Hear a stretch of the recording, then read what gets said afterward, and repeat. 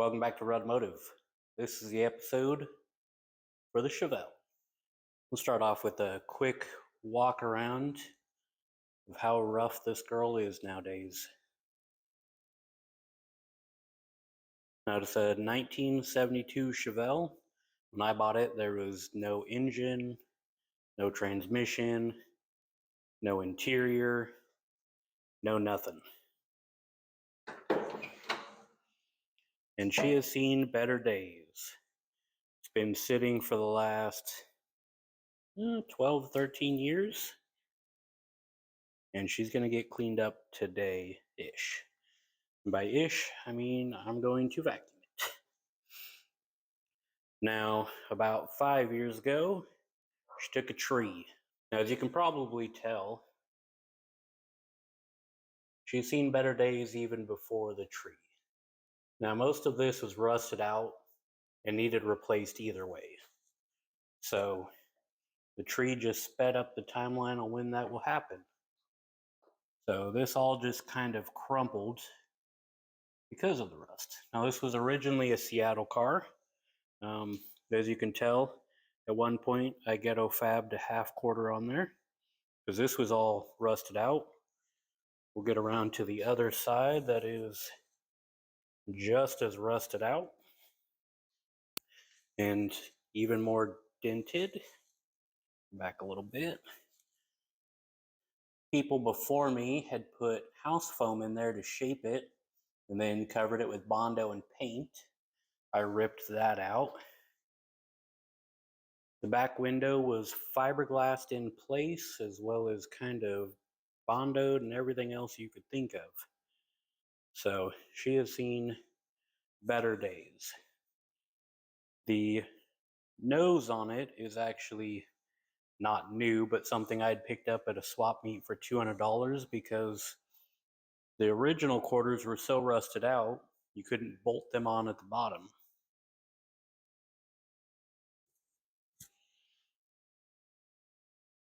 So there's kind of a decent walkthrough. Let me get the hood open. So in there right now is currently a 350. The wiring on this thing is complete trash. So once my buddy and I figure out if the 350 knocking is from installing it incorrectly or if there's actually an issue with the motor, we'll get that pulled and I will order a harness and rewire it. As you can see, ghetto battery hold in there. Good old leaves like the rest of it. Might be hard to tell, but this hood is complete trash too. A buddy of mine bent it in half in high school when we were driving it when I wasn't supposed to be. But you know, that's what kids do. So now that we've kind of done the walk around of it and you can see how bad it is, I'm gonna go through and I'm gonna pull the hood off and vacuum it. I'll do another quick walk through afterwards just so you can see the extra damage that might be hidden by leaves and trash and all of that that's in there at the moment. But going forward, the next steps, like I said, will be seeing what's wrong with the 350, getting that pulled out.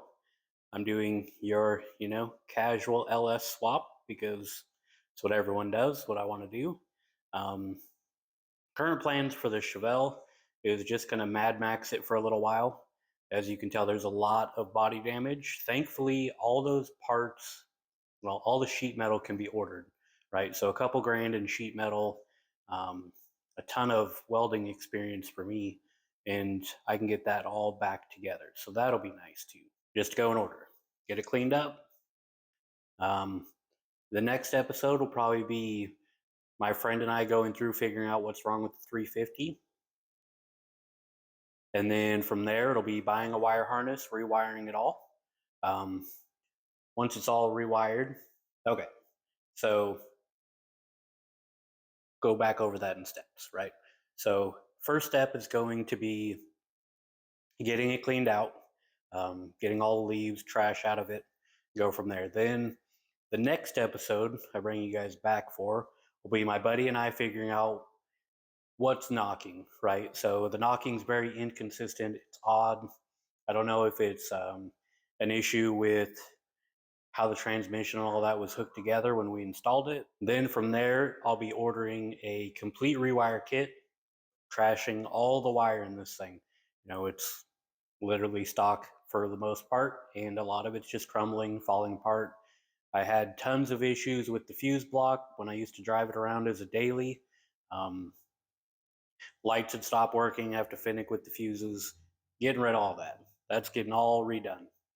Then from there, it'll be getting my hands on an LS and a transmission. So getting both of those. And then I've got to decide on what I'm doing suspension and brake wise first, right? Am I just going to fix what's in it, or am I going to go through and do entirely new, right? And I'm open to either. QA1's got some fancy stuff, but it is about $8,000 for the kit. And well, total, I've got less than $1,000 into this car since I bought it. So, maybe not. That being said, I'm going to vacuum it and then come back and we can do a little more possibly in detail view of, after it's cleaned up. Or this is the end of the video. Well, she's definitely not car show ready.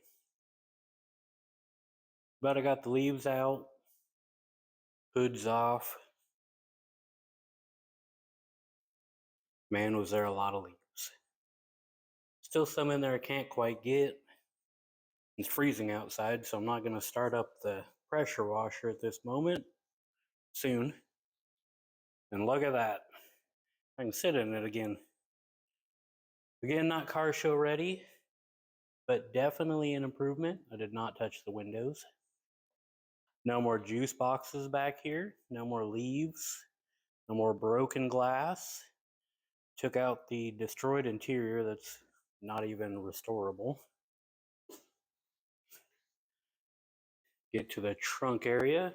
Nice big hole from rust. Like I said, she was rusty. At one point you could see through the trunk. I made some ghetto repairs back in the day, but this was full of leaves. Also found some wheel tubs back there, so that's cool. Put those to use eventually. That all cleaned out. Big oof right there. Zoom out a little bit so you can just see how nasty. Again, this is all rusted out. It's going to need all replaced eventually. Here's the damage done from the interior. Most of it, I still threw like half of them away. That's how bad it was. My bench has seen better days, but I think I can, I don't know. I don't know if it's worth repairing, getting a new one. Least of my concerns at the moment. But it is ready to now see what is wrong with the 350 so I can get that yanked out and get ready for an LS swap in the future. And with that, we're done here.